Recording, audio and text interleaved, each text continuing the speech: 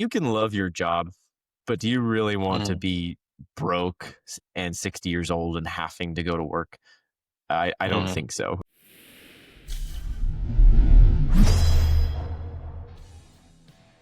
Hey guys, welcome back to the Blue Collar Future Podcast. I'm your host, Jaden Robison, with our host, Jessie, today with us. What's up? What's up, dude? Just got back from a little Harley ride before it gets cold with the wife, so gotta soak it in. Dude, it got cold fast.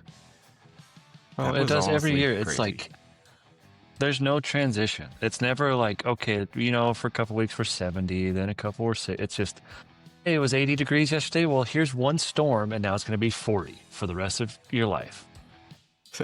Hate it. Hate it. I was mentioning to you earlier when I stopped by your job that we've been super busy. Mm-hmm. Part of that might feel like because the last couple weeks have been like a time warp for me, and that seems to Mm-hmm. happen when we're busy and working a ton. So I Mm-hmm. feel like it might have been a decent temperature the last couple weeks, but I've been It's so been nice. busy that Yeah. it's like, Everyone's like, I we don't know. gotta pour concrete before this happens. Geez, yeah, no, for sure. I mean, and then we get rained on and screwed up and whatever. You're It probably is what making it more is. money than the concrete guys at our job sites. Yeah. Well, they Yeah, probably they're got getting other jobs. I have no idea. yeah. They just got Who knows? hosed, bro, for like 2 weeks straight. It's just they're like every day they prep. It's Yeah. like, okay, well, it's gonna rain 2 inches tomorrow, so Well, that type of stuff goes into planning for your jobs, which usually we could prevent things like that from happening, except for when you are working for a company that wants you to get things done on their own time instead of yours, and Mhm. they want you to hold to their deadlines instead of your own. Then it becomes an Well, we issue had a because it's like, meeting. oh, we want you. Yes, yeah, we have the meeting. We want you to get this done on Wednesday, and you're like, well, Wednesday's the biggest chance for rain of the week. Well, we want you to get it done Wednesday. Yeah. There's no rain on the calendar behind me. Yep. And then it will end up being canceled, and it'll have to be moved a week back because those are big pours and they can't just freaking move, 200 yards or whatever Mhm. they've got on to the next day or something like that. That doesn't work ever. So yeah, fun Yeah. stuff. Yeah, but speaking of Anyways, planning, I think we've got a good episode today about planning for your future, right? yeah, dude. Plan for that future so that you don't end up being the broke 60-year-old on the job site. Yeah. And, a lot of people have seen that guy and a lot of people have, maybe know somebody like that. And I feel like it's a lot due to people don't get taught a lot of this stuff I mean, when they're working because, we talk a lot about how great it is to be in the trades because you can just start off working and that's your training and education and stuff. But you don't have that like sit down type education about anything else. So you kind of miss out on that a little bit. Yeah. Yeah, And I obviously mean, we schools don't definitely teach you. struggle. So Yeah. There's a little delay here. That's my bad. yeah, I've figured freaking delays though. They're getting us. But I mean, so just to get right into it, there's a lot of guys that make a lot of money and all of it just goes right out of their pockets immediately. Mhm. Mm. I mean, we're great at working hard and getting a lot of stuff done. A lot of times not great at managing the money and setting the money aside and stuff. I don't know. I mean, what do you see from your experience? I remember when I was younger, I can't remember when this thing, it was like maybe a 60 Minutes or something. It was back when like oil had gone up and gone down, right? So there's the boom and then everybody gets laid off because it goes down. And I remember the guys out there in the oil patch, and it's like he's talking to people that are at the time are my age or a little older than me, but they're young.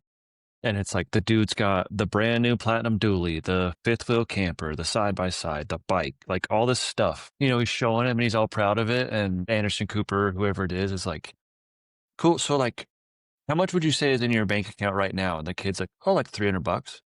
And you could see it in his face. He's like, you have all this and you only have 300. He goes, yeah, dude. He goes, whatever. Like, we're making money out here every week. We're making thousands of dollars a week. And he goes, you're making, 2 to 5 grand a week and you have $300 to your name. And the kid was just like, yeah, that's how we all do it. And I remember watching that and be like, I never want to be like that kid. I don't want to be the person that has all these things and I have handcuffs on and I have to go to work because I'm paying for all these things. It's crazy, but that's just how construction is. It's like, there's plenty of videos of like the apprentice got his third check, so he showed up in a brand new truck. Like, it's just, it is how, there needs to be a better resource, or we need to be better about, as leaders on the job site, taking care of those so that the people under us don't get into that situation. And we need to get, provide the resources of like, hey, dude, think about what you're doing. But it happens so often is because like young kids get a bunch of money and they're like, what do they want to do? They want to look cool. Like, I want to go to the Yeah. bar in my brand new, like I said, my brand new Platinum. I want to show it off. But like in reality, you should probably be planning ahead. And like, I'll buy that truck in like 6, 7 years from now when I can pay for it cash, but I don't have to pay for it cash. But yeah. Yeah. Well, I mean, that's a huge piece right there. When you can pay for it in cash, and then you don't even have like you don't necessarily have to, but you have the ability to, right? Because the whole problem Hmm. that I see with borrowing money and doing all this other stuff, I mean, it's fine, and obviously people, it's fairly normal to get a mortgage on a house and to borrow money to buy a house, and that is totally Sure. fine. And who's paying cash for houses nowadays? Nobody, Yeah. basically. Yeah. But setting yourself apart with the ability to pay cash for these toys, but then you at least then are loaning the money and you have the ability to pay them off. That, I mean, that is so Hmm. far above and beyond what people are doing right now, because people look at the sticker price, glance right over it, and then look, oh, what's the payment? Can I make the payment? If I can make the payment, it'll be good. And that's not taking into account any sort of financial crisis that comes along. That's not taking into account potentially like irregular income, like you mentioned, the oil field stuff. Like, they were making bank, and that type of stuff goes up and down like crazy. It doesn't take any of that into account, and then you're slapped with these crazy payments that you can barely make, and then you're screwed. Basically, you're absolutely screwed, and it is a huge problem. Just because you can make the payment doesn't mean you can afford the thing. Right. And I think a lot of them, the problem is like, it's, you see it like you go work out of town, you get per diem, or you're working a ton of overtime and you get those bonuses and like things like that. And people bring their lifestyle up to that income, thinking that it's going to last forever, and sometimes it does for a lot of like those guys that, that's your base income. But a lot of the time is those guys will bring their lifestyle up to the income of like, okay, the overtime and the bonuses and the out of town and the per diem. But then that goes away and they're still stuck with this lifestyle trying to pay for it. And that's how you, like you said, you end up being the 6-year-old dude that has to be at work because he's broke, because he's making all these payments because of the choices he made. Yeah, exactly. I mean, that is exactly what we call lifestyle creep. The more you make, the more you spend, and Hmm. it's super huge problem, and it plagues people. I know I talk about Dave Ramsey every once in a while. I like Hmm. listening to Dave Ramsey because it makes me realize how many doctors call in with like freaking $400,000 in debt, in student Hmm. loans and their mortgages and cars and trucks and boats and stuff. It's freaking nuts. And they're making 300 grand a year, and they're like, got no money, Check to paycheck. zero savings. That is golden handcuffs. Like you've never even seen, and that's really bad in the medical community, but it's really bad in construction, because it's always like, I gotta have that new truck, I gotta have the side by side, I gotta have all of these toys, and it's just keeping up with the Joneses, and yeah, I mean, golden handcuffs all the way, all the Mhm, way till you're 60. And when you're 60 and stuck at work and you don't have any money set aside for retirement, that's not what anybody wants to be. I mean, you can love your job, but do you really want to mhm, be broke and 60 years old and having to go to work? I don't mhm. think so. You can love your job a lot, but I don't think you love it that much, too. Yeah. Yeah, it's just, like, a lot of times, I get, um like the other day, one of the guys asked me, He's like, when are you getting a new truck? I was like, I don't need a new truck. I was like, unless the accountant tells me otherwise, I don't need a new truck. Like, my truck's paid off. I like it. It's like, I put wheels and tires on it. It looks good. But I was just like, why would I get a new one? He goes, well, so and so got a new one. I was like, and I was like I live so far below my means. Like, I don't need to do this. I don't need to add $1,200 a month in payments just to drive a truck around because I thought it was cool when this one's paid off and runs. Like, it's wild to me, just and it is what it is. Like, I've been young before. I've done dumb stuff. I've been in a truck loan I shouldn't have and things like that. But it's like, now they like, you get to a certain point where you're like, okay, I don't want to do that. I want to do this. And like, you start thinking about, or you should start thinking about, I need to work. Like, maybe I don't own it today, or like, I don't go buy the new truck today, but by the time I get 40, if I could just pay for the truck in cash, like I said earlier, if you just pay for it by the time I'm 40, it's like, that puts me in a way better spot. Or like, you know, the place we live in right now, my mortgage is super cheap. It's a townhome. Like, we got it when interest rate was low, and I'm like, I really, really want a new house. Like, I want to have the yard and everything, but I'm like, but my payments, I could just keep stacking money until I'm to the point of like, hey, I'm never going to worry about that. But it's like, I get it. I get both sides of it. Like, I really want out of this townhouse, but it's, I would do better off to keep saving up money for a couple more years and then eventually go build what I want to build rather than trying to buy something and getting into a position I shouldn't be in. Yeah, exactly. I mean, it's all about living below your means and Mhm. spending less than you make. I mean, you don't have to live um, on beans and rice all the time, like Dave Ramsey likes to say. Yeah. You don't have to Yeah. live like as if you make $0, but you Mhm. also should be from every single check setting money aside, trying to save Mhm. money and getting into a habit of saving money. I mean, life isn't about Mhm. saving necessarily, but when you start saving money and realizing what you can do with that money and what you can do when you are not strapped down by loan payments, it makes Mhm. it easier to think of ways to use your money. Like, oh, yeah, I'm going to save up and pay cash for a Platinum 50. Most Mhm. people would look at that and be like, man, I would never be able to do that. But there's something that Yeah. happens when you start saving money. And when I mean, let's just say you get 10 grand set aside. You're like, dang, I got $10,000. What? Mhm. I wonder if I can get this to 20.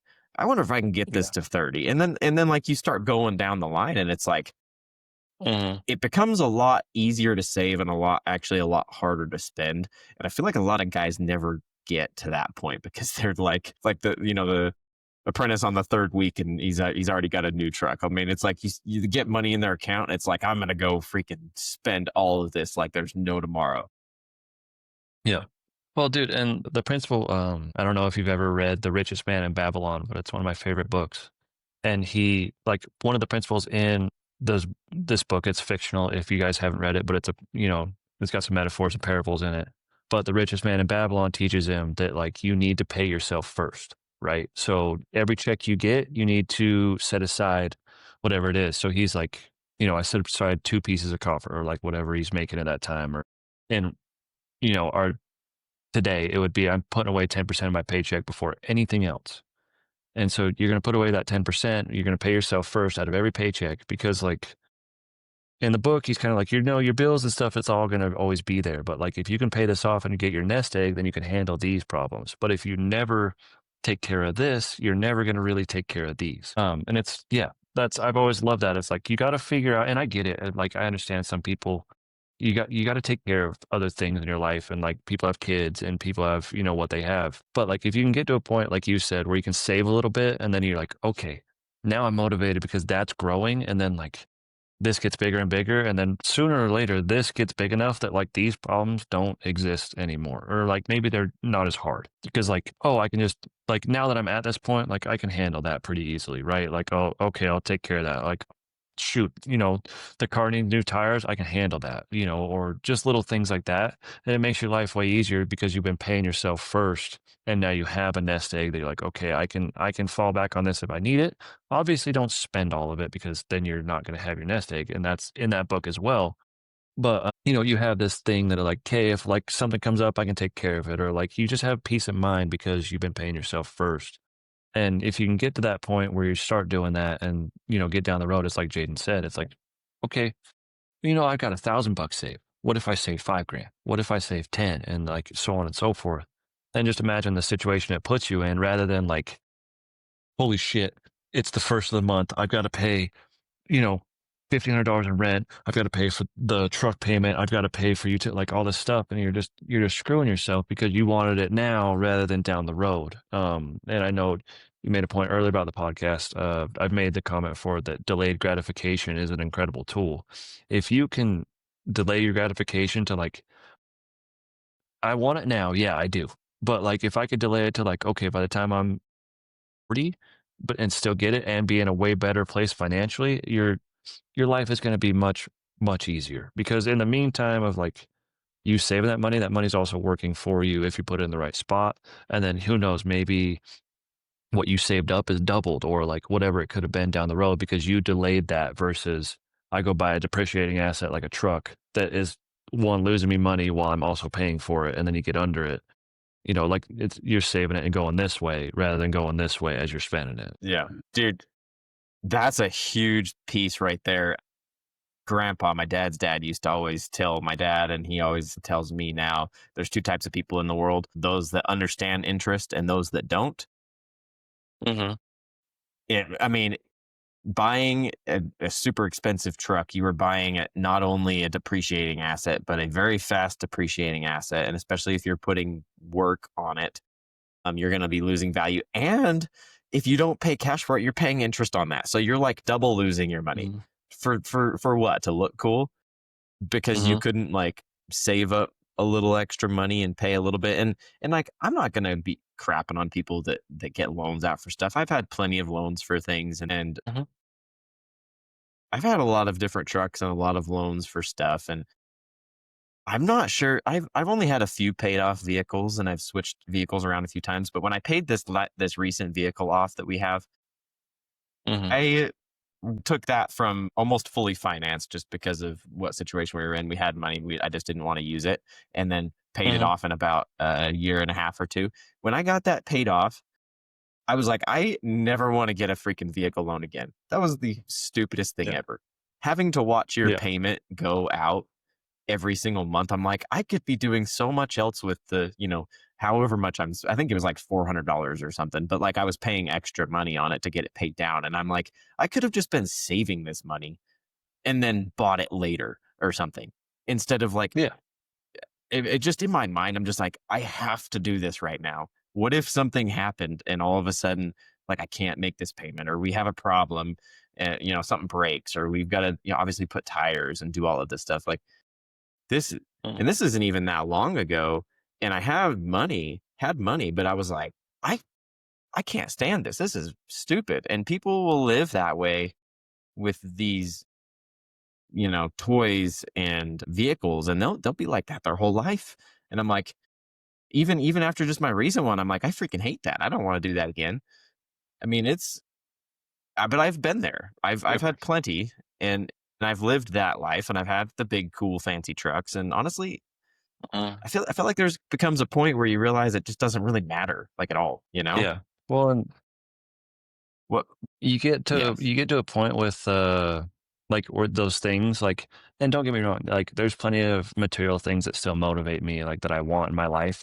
You get to a point where like you buy the truck, right? Like you said. You buy the truck, you know, 2 weeks later it's just a truck again. Like it's just, Yeah. you know, it gets me to work, you know. So it wears off really quick. Yeah. Well, a lot of times it really motivates me to just go buy, like, a $5,000 truck to just beat up, you know what I mean? Just to cruise around in because I think about how expensive everything else is, and I'm like, I could just go buy a cheap truck and it'd be the same thing, and it would Mhm. probably get driven just as little, and a lot of people will have all these vehicles that barely ever get driven, and it's like, yeah, what a waste. I don't know. Mhm. I get it because there's plenty of things like you said, there's plenty of things for me that I want to buy, but also it's like, do I want to trade my peace of mind for this right now, or do I just want to wait until I can really afford it? Like I have the Mhm. money set aside to pay cash. And even then, if I get a loan, it is what it is. And at least I have the money to pay for it if I Mhm. needed to.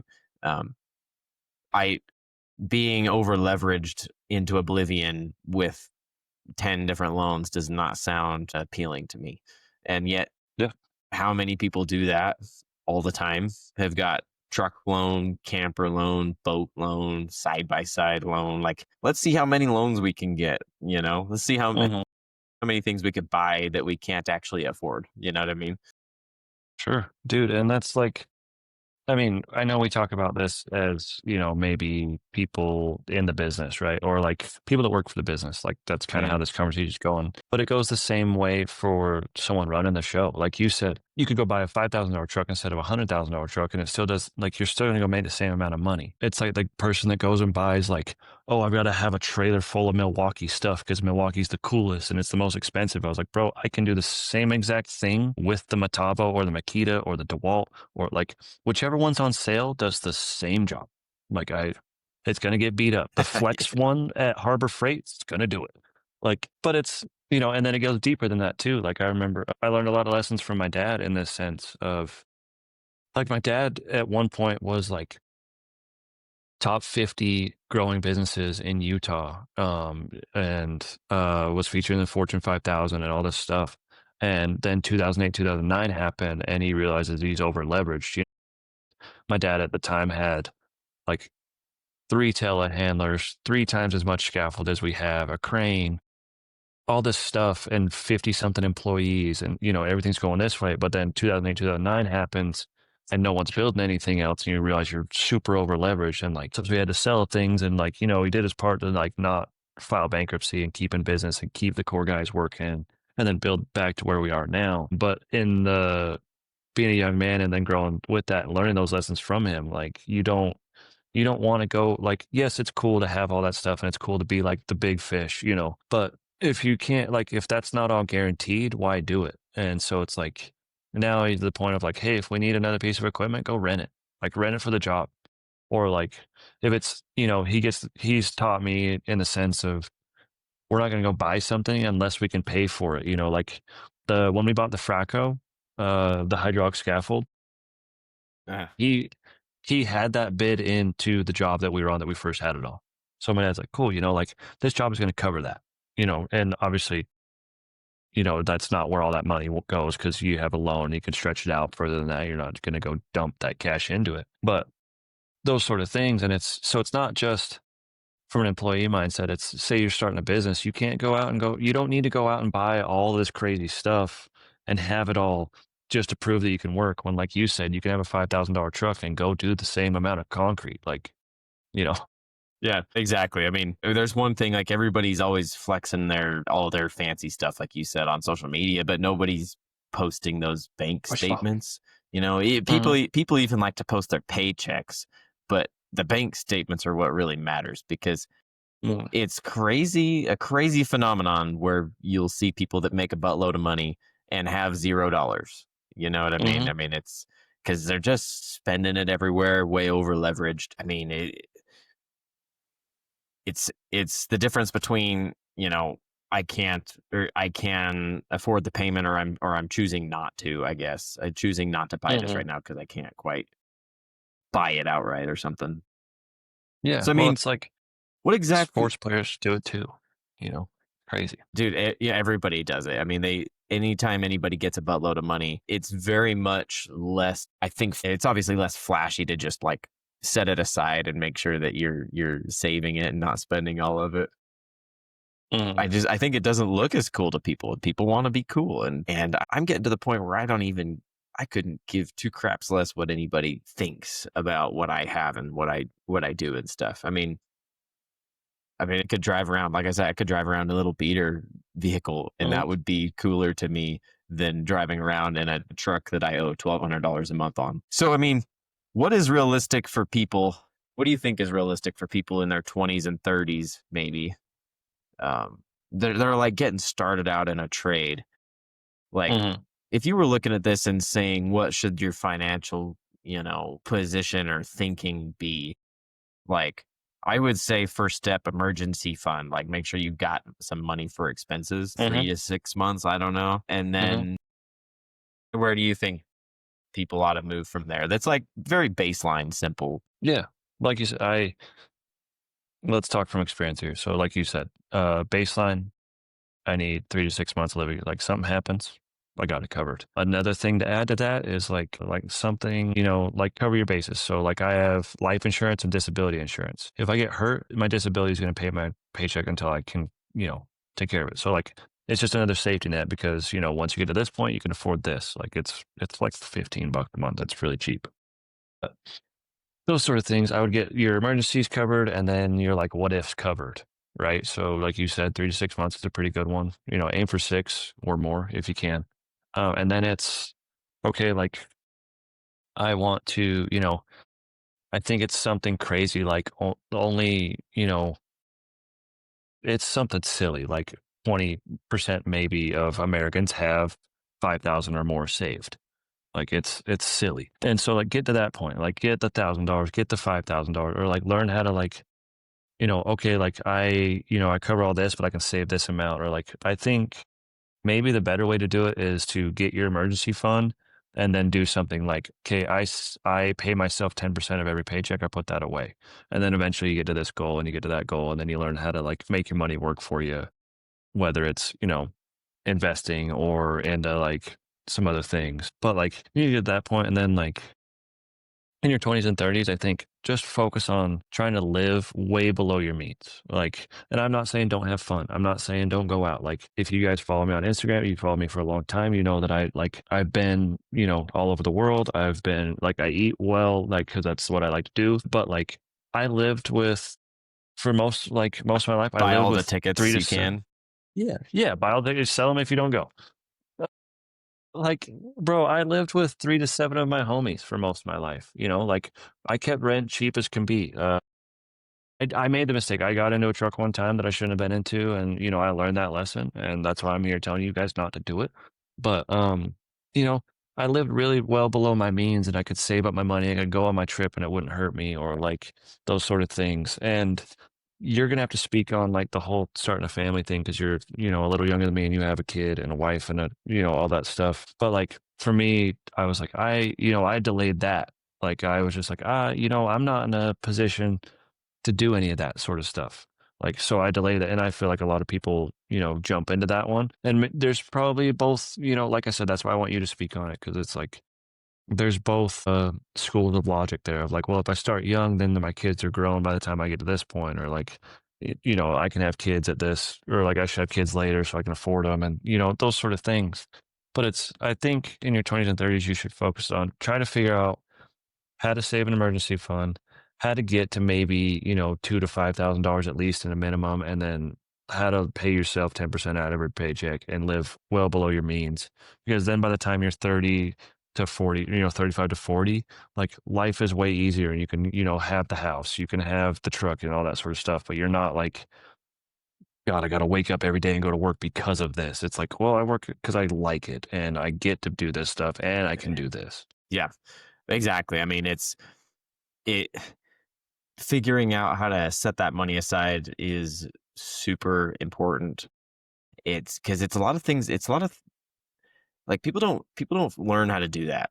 I think unless your parents have taught you how to be um, managers of money, like proper managers of money. Like nobody really teaches their kids and shows their kids in America nowadays how to do it because nobody knows themselves. I mean, you referenced the statistic. I think it's even lower than 20% of people have of $1,000 saved. I mean, it's like crazy numbers that hardly anybody could afford could cover emergency expenses out of their pocket without like putting it on a credit card or getting a loan for it, which is just insane. That level of stress is just not what you want to deal with. So I mean, obviously in your 20s too, you're going to be training and learning your trade, and that's the time that you should be spending focusing on that.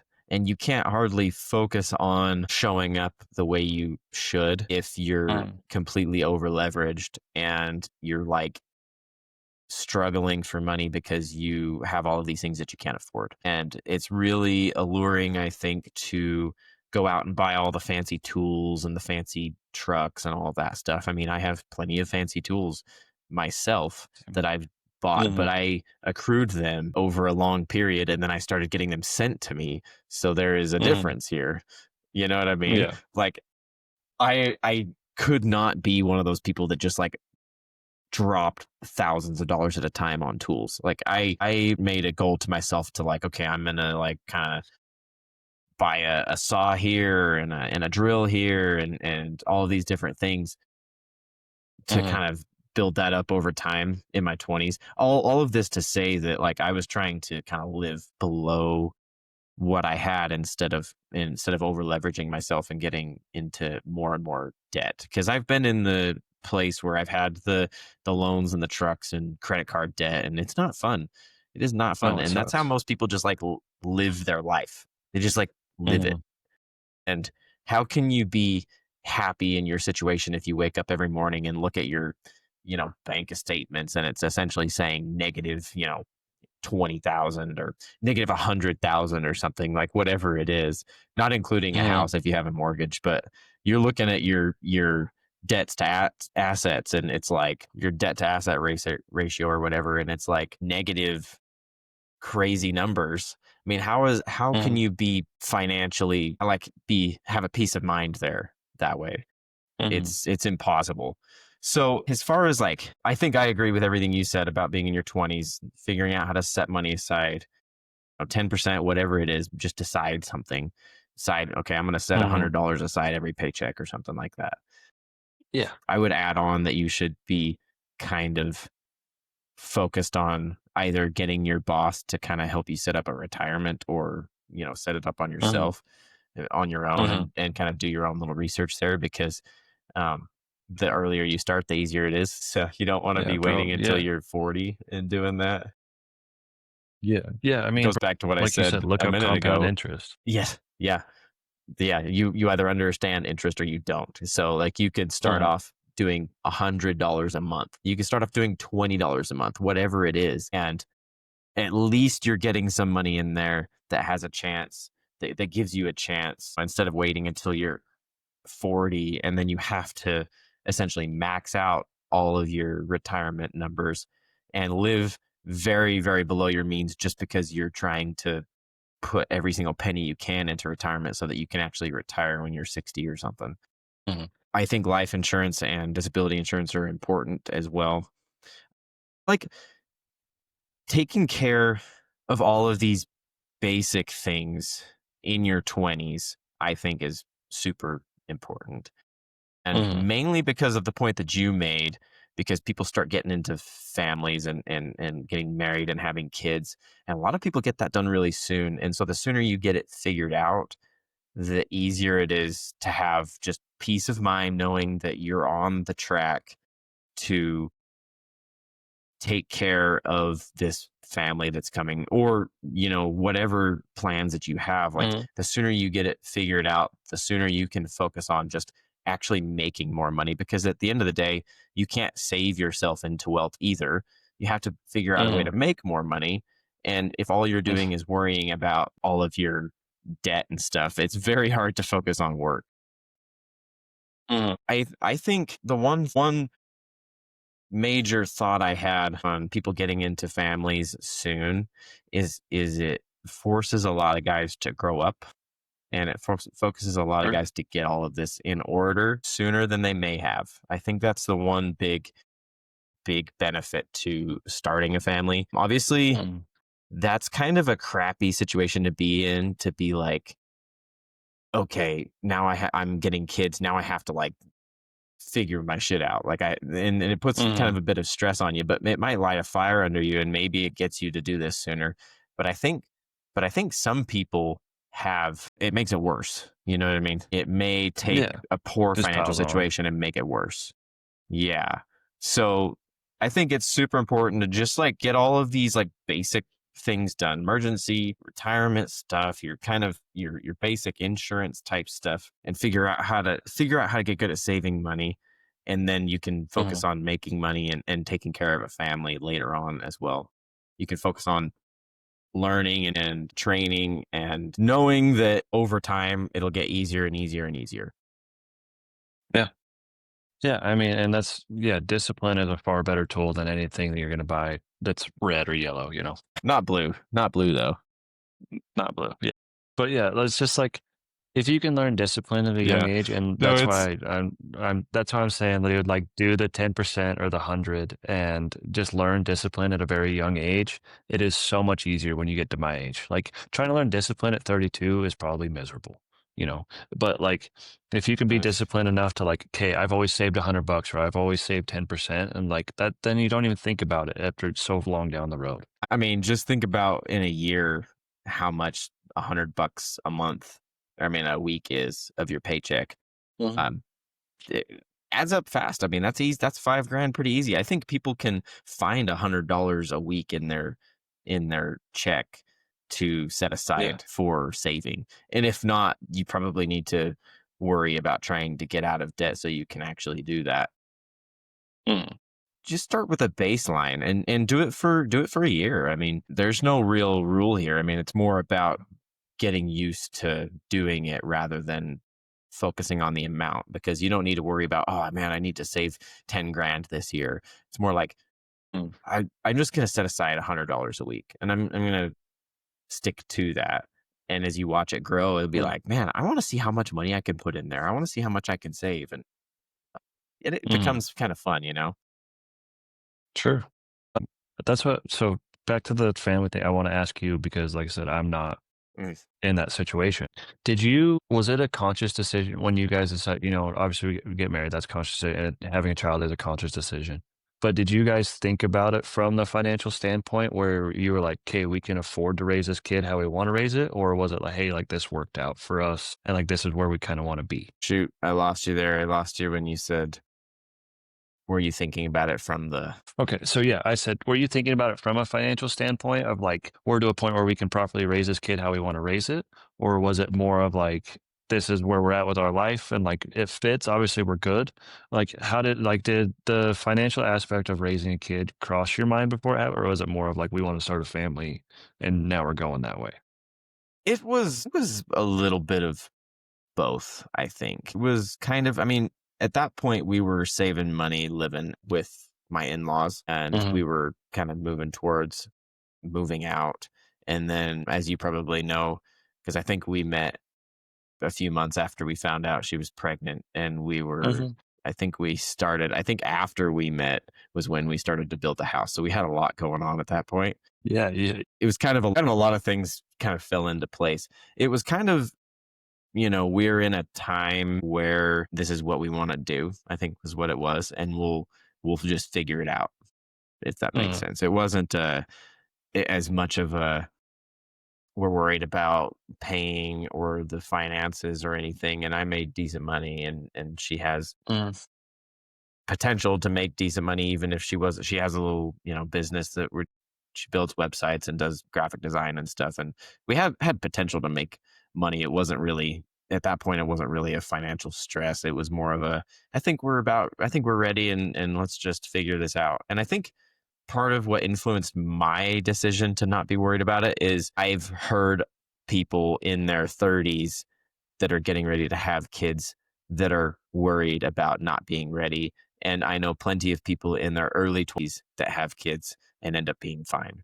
So yeah, I think that that's part of it. That's like, there's a point where you'll just figure it out, and you really just adjust and adapt to your situation, essentially. sure. Yeah, that makes sense. Yeah. Sorry, I've always wanted to ask somebody that, so I had. Yeah. Yeah, I mean, and I think a lot of people, the worst is when it's by accident. And actually, this is one thing I wanted to bring up, because there's a lot of people in construction that have baby mamas, and that is also a terrible thing to do. Do not get a girl pregnant that you are not married to. It is like the worst thing you could do. Like, Mhm, bar none, worst thing you could do for your financial future. And I think that there's a lot of guys. It seems like I could run across like a guy on every job site that has either is divorced or has kids with like multiple different girls. Like we had one guy working for us that had like he was my age, so he's 27 now. He has like 5 kids, dude, and Mhm. 3 different baby mamas, Yeah. and he's not married to any of them. And Bro, I had one when I was I growing up, we got had one of those too. dude, like I got to hear a little bit. I don't poke and prod about what guys make on the crew because it doesn't bother. Like it doesn't. Like I don't need to know that type of information. But I got to Mhm. hear a little bit about the garnishments that happen on checks, and basically that all of his check was garnished. More or Mhm. less. It's freaking nuts. And what a way to cut into your main wealth building tool, which is your income, and Mhm. screw yourself forever. So don't have kids if you are not ready for it or you're not married. That is Mhm. like huge. And then also pay attention to your home life because divorce is super common nowadays, and alimony and child support's terrible, and you should probably just put the work in at home so that you don't get divorced instead of just letting that happen and just destroying your life. So I mean those are 2 big problems I feel like I see everywhere. And maybe it's just because I'm in construction that I see it a lot. It's a lot. Happens a lot in construction. Yeah, yeah, for sure, and and that's to your point too of like, one of the leading causes of divorce is your financial situation as well. So, like, if you got to take care of these things, take care of your home, those, and be with the right person and do the right things and take care. Like, you gotta be intentional, which is my favorite thing to say. But yeah, you like in those sort of situations, you got to be intentional. You got to be intentional about your money. You got to be intentional about your partner. You got to be intentional about what kind of lifestyle you want and those sort of things, and what you can do to get to them. Yeah. Yeah, exactly. Yeah, that's what. Finality. While we are here, I have another. While we're talking about additional comments, I had another one. And this is something I love to Mhm. talk about, which is gas stations. Uh, Quit going to dang gas stations if you can't not spend freaking, you know, $5 to $10 in them. Because I, for a while, I was paying attention to like what guys were what they would say, like, okay, your total is $20 or whatever, like the people in the line. Dude, I'd be standing in Mhm. line behind people in the morning, construction guys on their way to work, and they're like, oh yeah, your total is $30, your total is $40. I'm like, who in the crap is spending that every single day at a gas station in the morning? And these Mhm. people are stopping on their way home and doing the same thing. It's like, dude, quit going there if you can't not spend just $5 or $10. And this is also personal Mhm. experience because they rope you in. They know how to put stuff in there that you're like, oh, I think I'm gonna grab one of them. I think I'm gonna grab one of these. You know? Yeah.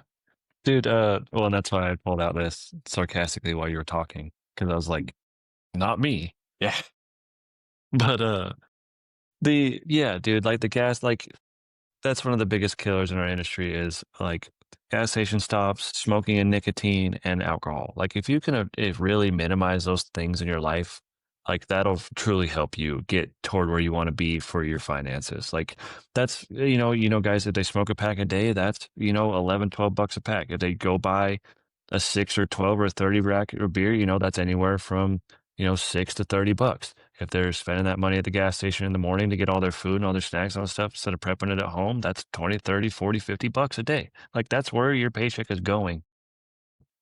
If you could learn how to cut those down and save all of it, it's going to help you out.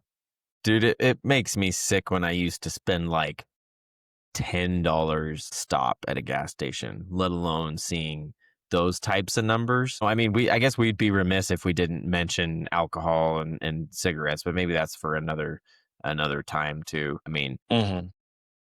it's just in general, intentionality in how you spend your money is super important, and just be very mindful about where it's going, because I think people will get into the um humdrum and the flow of regular life, and be like, oh, I'm just gonna stop at a gas station and grab something real quick, and oh, I'm gonna stop again on the way home and on the way to the next job or whatever. And it literally turns into $50 really fast. And especially if you drink and smoke and do all that. So, and it's not even talking about it from a health standpoint, just a financial standpoint. Like, there's no reason you need any of that. You just don't. And if you can figure out how to not Yeah. spend that money, you'll be way better off. Yeah. Yeah, that's if you're young and listening to this, I would urge you to do your best to not pick up a smoking or a drinking habit because it will financially ruin you. It's done it time and time again to like people all over the world, all over this industry, everything else. If you can avoid those two habits, and I'm not saying don't go have fun with the boys or any of that stuff, but if you can avoid making that a part of your life, do your best not to because it will. It does, among everything else, if we're just going to focus on finances here, it eats up so much of your money. Did When you were drinking, did you ever get to that point where you were drinking like a 6 pack a night or anything? Because I guess I've never really asked you. I know you quit drinking because you just didn't feel like it was serving you, but I don't know if it ever Mm. became an issue like that. No, I'm gonna be honest. I never got to the point where like I was doing that every day. It was more of like, like if we went out to dinner, it was a habit. Like, oh, we're out with the boys, let's have a beer. Mhm. Or we're like, you know, Tuesday is dollar beers and nachos. Wednesday is, 50-cent wings and beers. Thursday is, by like that's where, it got that way. And then it would come Friday and Saturday. And it's like, cool, we're going to the bar, because and drinks at the bar are way more expensive than they are at home, but we're out with the boys and like all that sort of stuff. And so, like in my life, I wouldn't ever say that I really had a problem with alcohol so much as I had a habit of like, and it was just in my life so much, and like then it would get in the way. It would creep, like you said. So it's like I Mm. have beers with the boys, and then like Friday, Saturday night it does this, but then it gets out of hand because we're having fun and like we're doing this dumb thing, and I've spent too much at the bar. But then I woke up on Saturday morning and I'm like, I can't go do the side job I want to do. So I'm losing even more money because of this habit. And then it was out the window after that. So, yeah. Yeah. Well, props to you for noticing that because most people just kind of keep going with it. I mean, dude, speaking of gas stations, I was at one. Wait, when was I at one? I was at one the other day, one morning, and I just usually anymore if I stop at a gas station, I'll just grab like a Red Bull. I think when you actually Mm, saw me at the Maverick, I grabbed a Red Bull and a donut. I mean, that's like what, $5 or something. Like, mm, keep it simple, and then usually I pack a lunch so that I'm not tempted to go again because I will definitely go again and spend more money. It is a freaking curse. But the other day I was at a gas station and I saw a dude, a construction guy, walk into the beer cooler or whatever and come out with a 6 pack at like 6 o'clock in the morning. And I was like, dude, what are you mhm, doing? Like, what in the mhm. crap? What do you have to live your life to get to that point where you just like, that's just your normal, you know? Yes. Yeah, dude. I mean, we had like growing up, I've seen dudes like, buy a 6 pack of tall boys and like they're gonna drink them all, and then when they get home, they drink them again. And I'm like, bro, do you know how much money like, we're just gonna keep this just a financial conversation of like, if you buy, 3 to 6 tall boys during the day and then you go drink a 30 rack at night, like just think about how much money you're spending every day. And it would blow my mind because I'm like, I know that dude has a wife and a kid in the house. Like how?